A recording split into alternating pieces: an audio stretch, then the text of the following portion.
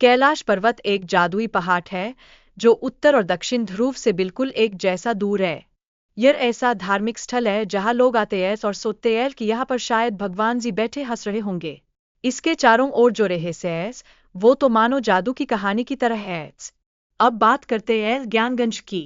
इसे एक अद्भुत शहर माना जाता है जहां समुद्र का पानी हमेशा ताजगी से भरा रहता है। लेकिन सुन लो, अभी तक कोई भी वैज्ञानिक इसे साबित नहीं कर पाया। शायद वो सब यहाँ के पानी में तैरकर ढूंढने गए थे। शिव, राम और कृष्ण जैसे प्राचीन धर्म के सुपरहीरो हमारी धार्मिक कहानियों में हमेशा चमकते हैं। पर क्या आपने कभी सोचा है कि क्या उन्होंने खुद को हिंदू कहा? अरे भाई, शायद वो ये सोचते होंगे कि एक नाम से क्या होता है जब दिल से सब एक है। हमारी परंपराएं अलग अलग धर्मों में इतनी विविधता रखती है, जैसे पिज्जा में टॉपिंग्स। अंतिम संस्कार से लेकर भोजन और पहनावे तक हर जगह कुछ न कुछ अलग है। कभी कभी तो ये भिन्नताएं हमें एक दूसरे से दूर भी कर देती है, जैसे दो मुर्गियां जब आपस में झगड़ती है।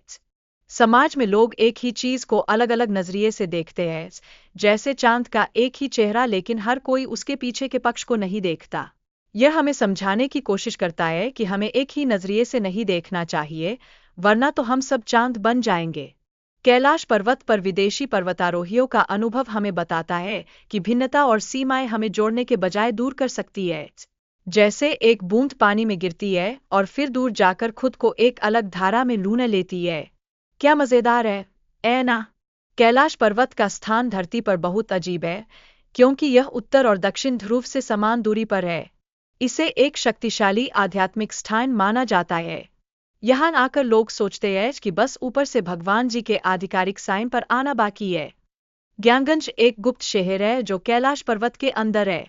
इसे ऐसा माना जाता है जैसे छुपा हुआ खजाना जहाँ ज्ञान और शक्तियाँ मिलती है। यह शहर कई धार्मिक ग्रंथों में भी छुपा हुआ है, जैसे बच्चों की कहानी में खोई हुई राजकुमारी। मानसरोवर झील का पानी मीठा है, जैसे बर्फीले ठंडे शरबती पानी में मिठास। लेकिन पास की राक्षस ताल का पानी तो ऐसा है जैसे किसी ने नमकीन पानी में मिर्च डाल दी हो।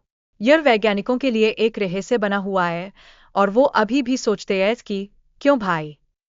अघोरी लोग जीवन में एक ट्रांसफॉर्मेशन से गुजरते हैं, जैसे एक कैटरपिलर अपने पंखों में बदलता है। यह चरण उन्हें अपने परिवार से दूर जाने की प्रेरणा देता है। और सवाल तो यह है कि क्या उनके पास कोई बटरफ्लाई का पास है? उनकी आध्यात्मिकता के स्तर ऐसे होते हैं जैसे एक कैंडीड केक की परतें। धीरे धीरे वे भौतिक वस्तुओं और भोजन का त्याग करते हैं, जैसे कोई बच्चे चॉकलेट से चिपक कर फिर धीरे धीरे सब्जियों पर लौटता है। यह उन्हें निर्वाण की ओर ले जाता है। अघोरी लोग मानते हैं कि इस धरती पर सब कुछ भगवान शिव द्वारा बनाया गया है, इसलिए वे मानव मांस को भी एक तरह का आहार मानते हैं।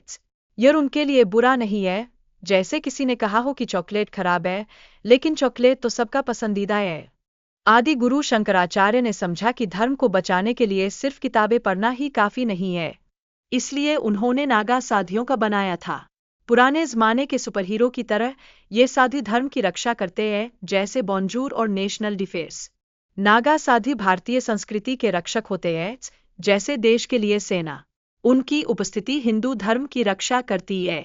ये साधु तो सच्चे हीरो हैं, लेकिन इनका सुपरहीरो कपड़ा सिर्फ केसरिया है, जो बिल्कुल टमाटर के रंग की तरह लुभावना है। नागा साधुओं का जीवन तो ऐसा है जैसे किसी ने उन्हें एक टास्क दिया हो, सारा दिन सिर्फ केसरिया वस्त्र पहनना और भिक्षाटन करना। पर ये अपने धर्म के लिए समर्पित रहते हैं।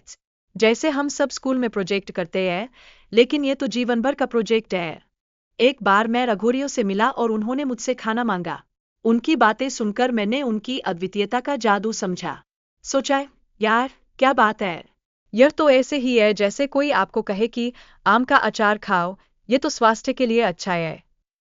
मेरे अघोरी दोस्त ने मुझसे कहा कि उन्हें हमारी मदद की कोई जरूरत नहीं।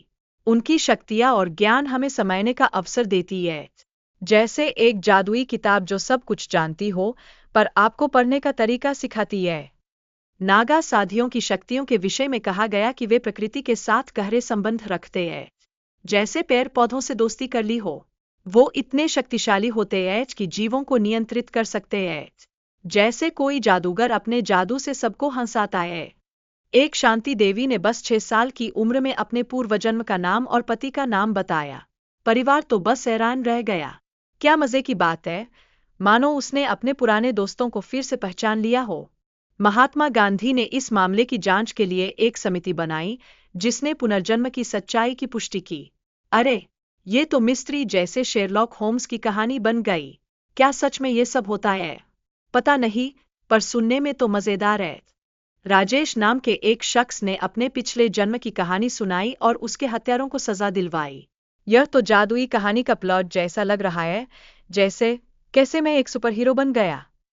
डेजावू का अनुभव हमें यह एहसास दिलाता है कि हम कुछ घटनाओं को पहले से देख चुके हैं, जैसे कोई फिल्म देखकर दोबारा उसके सीन देखना। यह भविष्य के ज्ञान की ओर इशारा करता है। क्या मजेदार है, जैसे हम पहले से ही फिल्म की कहानी जानते हैं। पिछले जीवन की पुनरावृत्ति से हम अपने वर्तमान जीवन की समस्याओं को समझ सकते हैं, जैसे पुरानी किताबें पढ़कर नए सबक लेना। यह प्रक्रिया हमारे दिमाग को एक नया चश्मा पहनाने में मदद करती है, जिससे हम हर चीज को नए तरीके से देख सकें। समाज में आत्ममुक्ति की तलाश में लोग अतीत के अनुभवों को पीछे छोड़ने की कोशिश करते हैं। यह आगे बढ़ने में मदद करता है, जैसे स्कूल में अच्छे नंबर लाने की कोशिश करना, ताकि हम सभी के मुंह में बस एक ही बात आए, वार।